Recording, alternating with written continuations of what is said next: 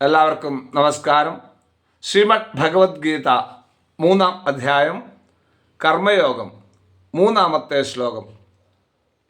കഴിഞ്ഞ 2 ദിവസങ്ങളിലായിട്ട് അർജുനൻ ശ്രീകൃഷ്ണനോട് ചോദിക്കുന്ന 2 ശ്ലോകങ്ങൾ, അതിനുത്തരമായിട്ട് ഭഗവാൻ പറയുകയാണ്, ലോകേസ്മിൻ ദ്വിവിധാ നിഷ്ഠ പുരാ പ്രോക്താ മയാനഘ ജ്ഞാനയോഗേന സാഖ്യാനാം കർമ്മയോഗേന യോഗിനാം. ശ്രീ ഭഗവാൻ ഉവാച അനഘ അസ്മിൻ ലോകേ സാഖ്യാനാം ജ്ഞാനയോഗേന യോഗിനാം കർമ്മയോഗേന ദ്വിവിധാ നിഷ്ഠ പുരാ മയാ പ്രോക്ത.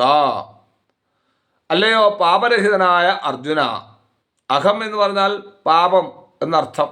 അപ്പോൾ അനഘ എന്ന സംബോധന കൊണ്ട് തന്നെ പാപം ഇല്ലാത്തവനായിട്ടുള്ള അർജുനാണ് എന്നർത്ഥം.